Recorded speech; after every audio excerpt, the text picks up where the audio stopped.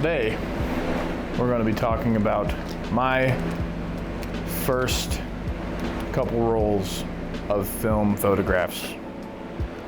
This is a video I've wanted to make for a minute, just because I've had not only my negatives from the first 10-ish rolls I also have many of the prints from those same photo shoots, so I would be sharing with you my top 10 favorite photos from my first 10 rolls. And some of these rolls aren't even going to be included because some of them are that bad. Let's go ahead and get into that and why they're so shit. Hi. I know the shirt change and the, me not wearing overcoat now kind of breaks the continuity of the video, but I don't really give a shit. These photo albums right here are the things in question for today, because I'm going to be sharing, like I said in the intro, my top 10 favorite photographs I have ever taken on film, and these are all photos from my first 10 rolls of film. The first ever film photograph I ever took was this shot here.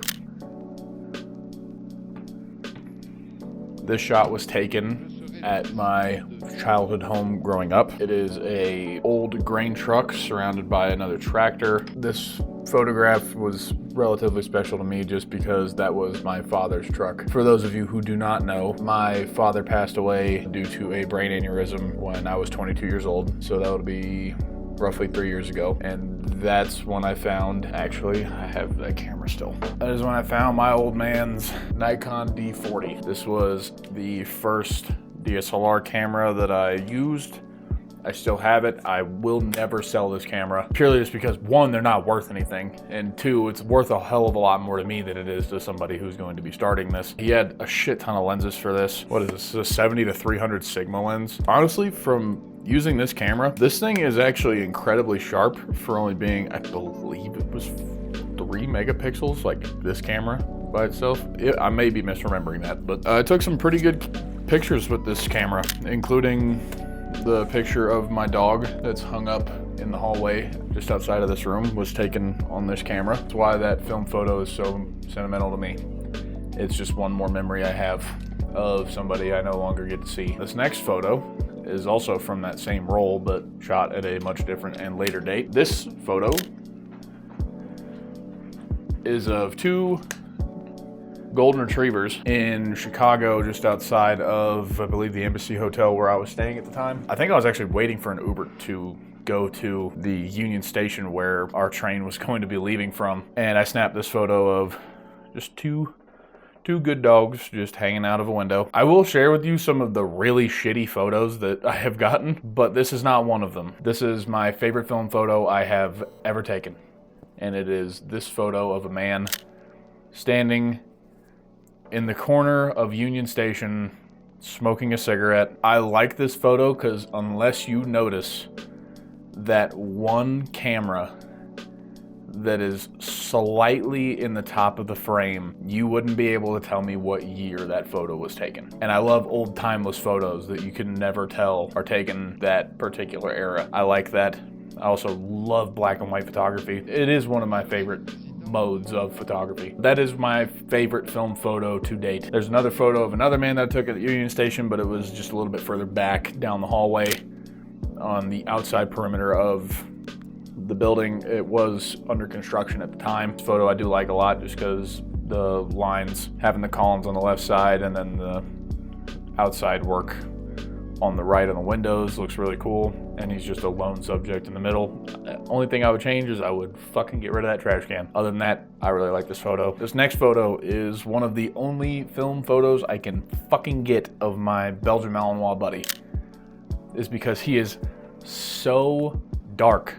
He is such a dark animal that exposing for him is a pain in the ass. My husky is much easier to photograph, but I really like this photo just because, one, it's sharp. Two, it's at my old house in Missouri before I moved to Utah, and it's just a very sentimental photo. Also, I like my dogs. My dogs are very cool. They piss me off a lot, but they're cool for the most part. This next one, shocker, is of another dog. It is of my husky. This is also just a more sentimental photo. These are the first ones. I'm telling you, most of these photos are not going to be good. They're mostly ass. I was so new to the photography idea. I'm still brand new to this shit. I've only been doing it for, I'll be going on 4 years probably. Setting up these shots with this camera was a pain in the ass enough, let alone setting it up with a camera that I can't check like the film. Like, I can't pull it out and be like, yeah, that photo turned. Can't do that shit. You have to wait for it to get developed. You have to wait for the scans to get back. You have to wait for your negatives to get back to you. I still have negatives up north that I still haven't gotten to go get. This next shot, segueing from shit, here's ice cream.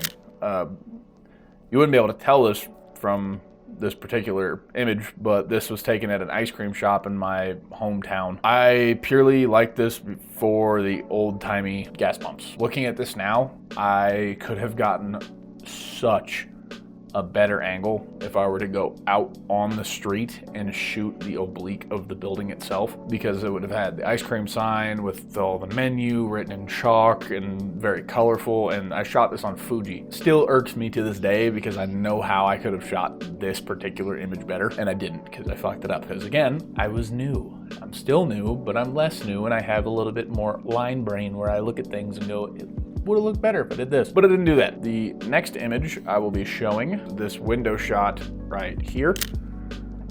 This shot I really like, purely just because you would never guess what film stock this was shot on. If your guess was Kodak Gold, you'd be right. The colors were so blue that day that I was like, this shit is awesome. Click, not realizing what film stock I had in it. The little bokeh, the hexagonal bokeh in the middle of the lights reflecting off of my neighbor's house was really cool to me. And then I have this shot, which I took right before that shot of my house, and you can see the ice cascading over the sides of the fence, and I thought that was pretty cool. It was very cold that day. This is the only example of film burn that I have in any of my rolls, and it is one of my favorite shots just because it is so moody looking. I don't know if that gives you any idea of what I mean. It is of a table lamp next to my bed, and it is so underexposed that to me looks perfectly exposed. By that I mean it looks dark, but you'll see that the other half of that image is completely burned because it was the start of the roll. I shoot with my Pentax K1000 a lot. It is my favorite film camera that I own. That image I particularly like just because it looked cool to me. And just to give you some examples of like just shitty images that just didn't turn, because that's gonna happen with film. I was also just shooting to get shit out of my camera, which if you watched the Cinestill 800T video right before this, that is what I was doing. I was just so fed up of having that roll in particular in my camera that I just wanted to shoot the rest of it in one night. This shot of my closet door on Portra 400, I wasted a whole frame taking that picture. Why?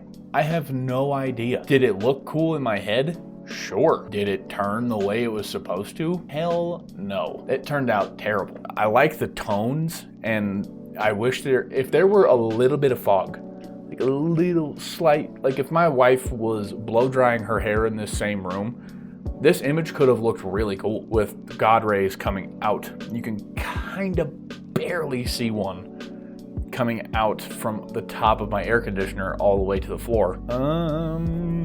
Did I take any good photos on Portra? There's this of a landscape in Utah somewhere on Highway 6. Funny story about this image.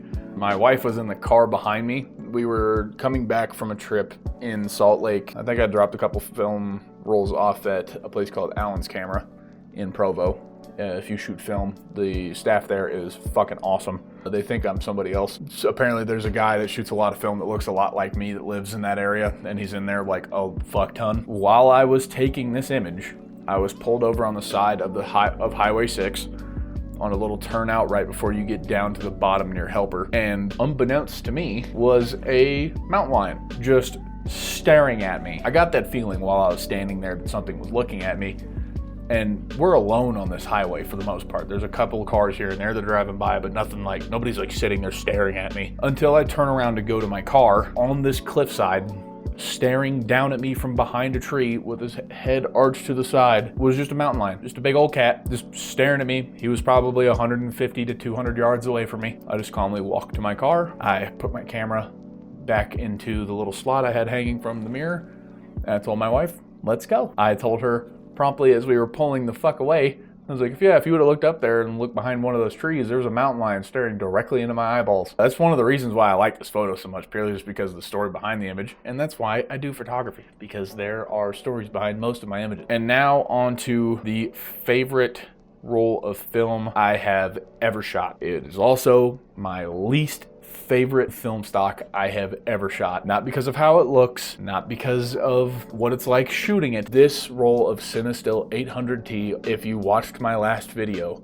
almost broke my fucking soul. Now, if you look at this particular image, which is my favorite image I took on Cinestill, the halation around the lights, even in the reflection of the window with the sign in it, looks so good. This other shot of that same sign, but from down the street, looks so much like an Edward Hopper painting to me, and I love Edward Hopper. And shout out to Granny Days, because I know he's also a big Edward Hopper fan. Me and him actually have the same book, Edward Hopper's New York. The color palette is something I would normally see in what I believe to be Edward Hopper painting styles. It's just like a splash of light and then very dark, and those two contrasts make it very nice. You'll also see fucked up photos from that exact same video of me trying to hold a 1-second exposure of a building that's closed, and it turned out like shit. And then the most Cinestill 800T photo I could have taken, a closed Route 66 gas station with lights trailing off behind it as if it's leading up to it.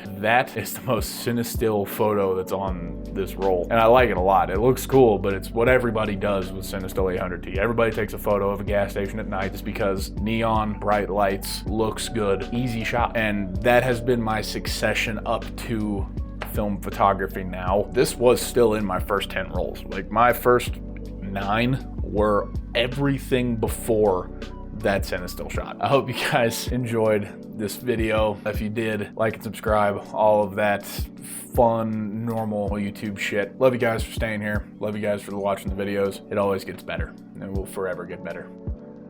Deuces.